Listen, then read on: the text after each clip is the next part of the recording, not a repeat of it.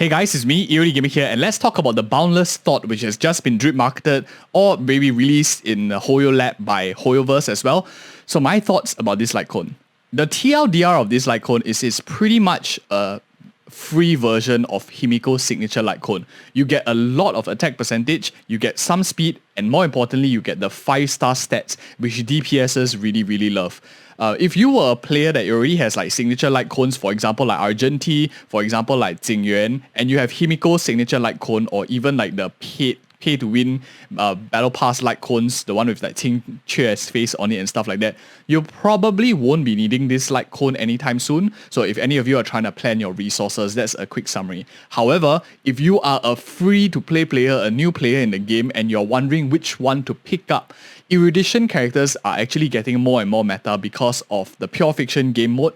This is a very ideal one to pick up compared to a lot of the other ones out there. In my opinion, the DPS Lightcones, now we have Hunt, we have Destruction, and we have Erudition one in the shop already. This one is very interesting. Let's talk about the different abilities it has. So you get 8% attack percentage, and this is at Super Imposition 1. Usually, I would see like Super Imposition 5 is a 50% increase, so let's just assume a modest 50% increase. So Super Imposition 5, let's say, is 12% gain of attack. Every time you use an attack, for each enemy you hit, you gain 4%, or let's just say 6% at Super Imposition 5. It stacks up to 5 times if you hit like 5 mobs, so that's about a 30% buff. So total, if you hit 5 mobs, you get 42% damage bonus, 42% attack bonus, until the next attack.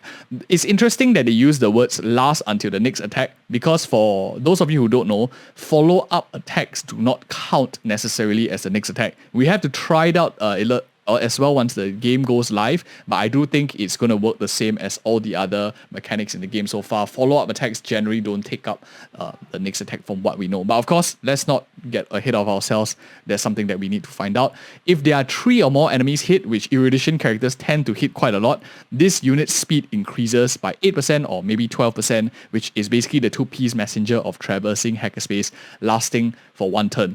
If you're a free-to-play player, solid Lightcone to pick up, you get instant like damage increase. If you're using like seriousness or breakfast and stuff like that, you get 5-star stats, so you do tons more damage, a massive amounts of attack percentage, like 42%, and at the same time you get some speed. What is speed good for? Speed is great for characters that want to regen energy faster, are willing to hit more often, so you can either break enemies often, do more damage, get more energy refund. All of this definitely does benefit as well. I think that if you already have signature Lightcones, as we talked about, probably not important, but this Lightcone is super versatile, especially if your character skills with attack percentage. Characters like Argenti would use this Lightcone very well, especially if you don't have his signature, you're not a whale or anything.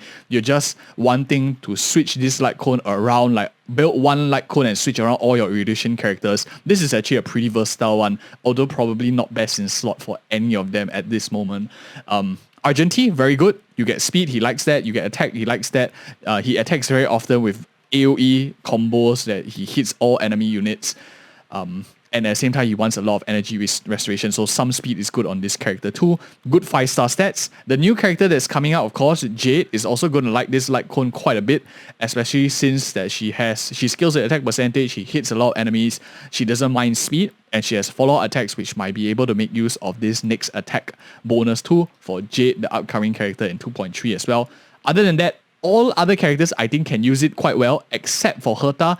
Herta probably will still use her own 4-star Lightcone, the one that gives you like 80% if I'm not wrong, at Super Imposition 5, the one that has her in a mirror, holding a mirror for follow-up attack bonus. Apart from that, I think the other characters could use Boundless Thought quite well compared to a lot of the other 4-star Lightcones in the game, unless of course it's the Battle Pass signature Lightcone. Then you get a ultimate damage increase, which is a whole different story. But yeah, that is my thoughts on this Lightcone. I think it's a lot superior to some of the other Lightcones. It will take priority to me over like the Preservation Lightcone, since the 4-star Preservation Lightcones are so versatile. Today, maybe I might not even go for a Destruction Lightcone unless I'm going for Destruction characters in general. The free-to-play Destruction Lightcone is not as versatile as this Lightcone is for the Erudition units, considering that Erudition has different element requirements. Sometimes you have like lightning, sometimes you have fire, physical, ice, whatever not weakness there are in a pure fiction game mode.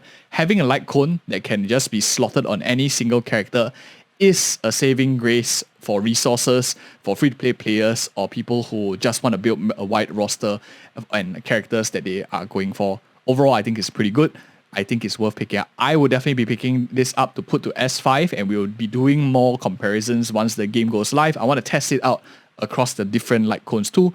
And yeah, let me know your guys' thoughts as well. Are you planning to pull for this? It's quite a lot of pulls to get it at Super in Position 5, like 16 tickets or something. That's like 8 weeks, right? 2 months worth of resources to compare to you can get something else or even like standard pulls and stuff. Let me know in the comments below. And thank you guys again so much for watching, and like and subscribe for more such future videos. Check these 2 videos out here for more 2.3 content if you're excited for the new patch, and see you in the next video.